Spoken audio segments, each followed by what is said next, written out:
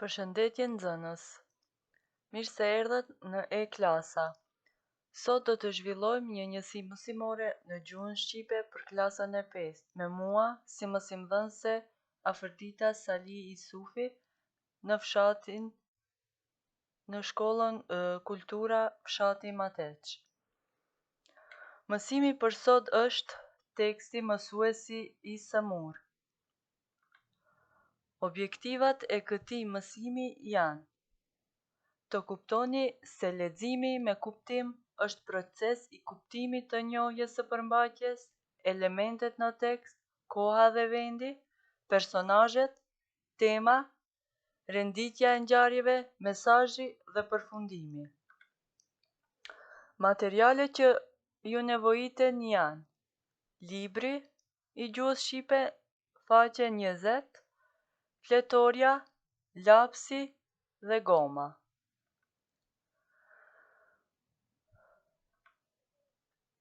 Tash unë do ta lexoj tekstin dhe ju më përcjellni. Dje pas dite, kur dola nga shkolla, shkova ta shoh mësuesin tim të Samur. Është sëmur nga puna e tepërt. 5 orë mësimi në ditë, pastaj 1 orë gjimnastik, pastaj 2 orë të tjera në shkollën e natës. Çka do të thotë të flesh pak, të hash shpejt dhe të çirret zëri nga mëngjesi deri në mbrëmje dhe në këtë mënyrë ka shkatruar shëndetin e tij. Kështu thot ime nëna ime më priti te dera, unë gjita vetëm dhe shkallave ndesha mësuesi me mjekrën e madhe të zezë, ku atin ai që i frikëson të gjithë nxënësit dhe nuk ndoshkon asnjërin. Më shikoi me sy të habitur dhe bëri zërin si të luante, duke u tallur por pa qeshur. Unë qesha derisa arrita në katin e 4 dhe i rash ziles, por me njëherë pastaj u trishtova kur më priti shërbëtorja në një dhomë të varfër, gjysmë të errët, ku ndodhej rahat mësuesi im. Ishte shtrirë në një shtrat të vogël hekuri, ishte bërë i parruar, vuri njërën dorë në ballë për të shikuar më mirë dhe klidhi me zërin e tij të dashur. Oh, Enrik! U afrova pranë shtratit. Mësuesi ma vuri njërën dorë mbi shpatull e tha: "Të lumt o birë, ke bërë mirë që ke ardhur të shohësh mësuesin tënd të ngratë."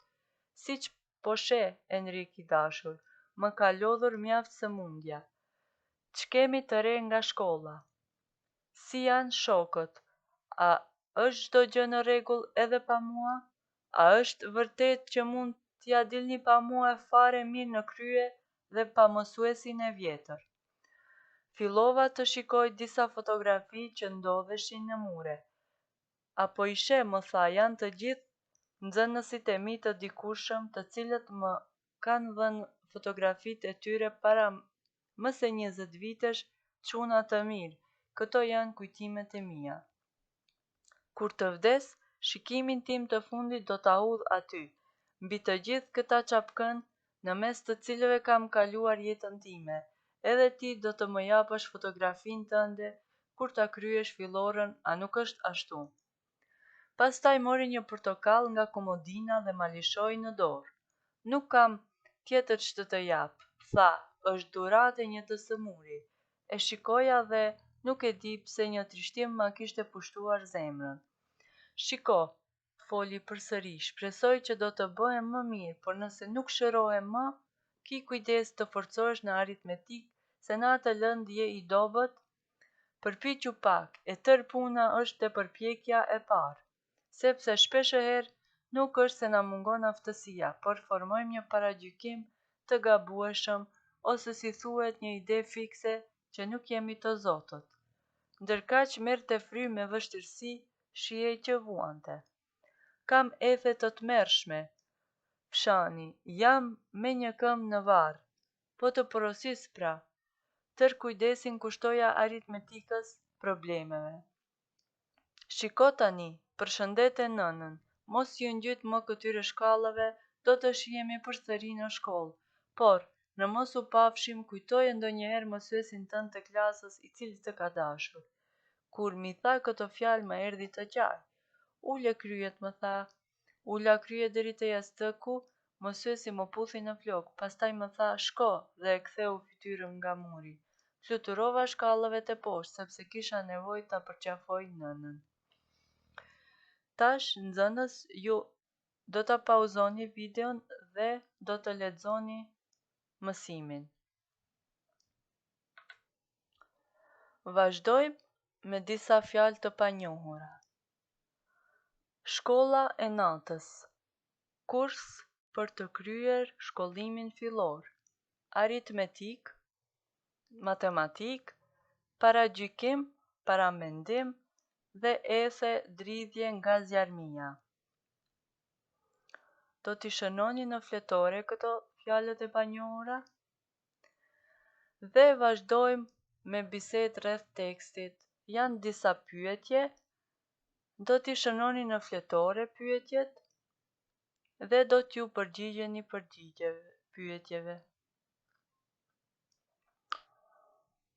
Pyetja e parë, ku shkoi Enriku pas dite? Pse ishte shkatëruar shëndeti i mësuesit, shkruaj arsyet. Çka i tha mësuesi Enrikut kur e pa? Çka shihte Enriku në mur? Cila ishte këshilla që mësuesi i ia dha Enrikut? Dje, pas dite kur dola nga shkolla, shkova ta shoh mësuesin tim të sëmur. Është sëmur nga puna e tepërt, 5 orë mësimi në ditë, pastaj 1 orë gjimnastik, pastaj 2 orë të tjera në shkollën e natës, çka do të thotë të flesh pak, të hash shpejt dhe të qiret zëri nga mëngjesi deri në mbrëmje dhe në këtë mënyrë ka shkatëruar shëndetin e tij. Të lumt o bir, ke bërë mirë që ke ardhur të shohësh mësuesin tënd të ngratë. Enriku shihte në mur fotografi të nxënësve që e kishte pasur mësuesi me vite.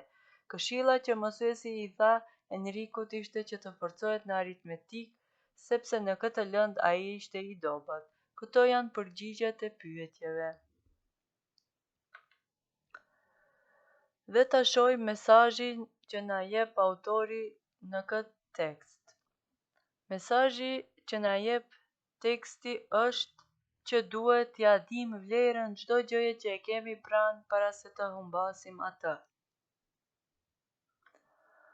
Dhe detyrë shtëpie, shkruani hartim me temë mësuesi apo mësuesja prindi im i dytë.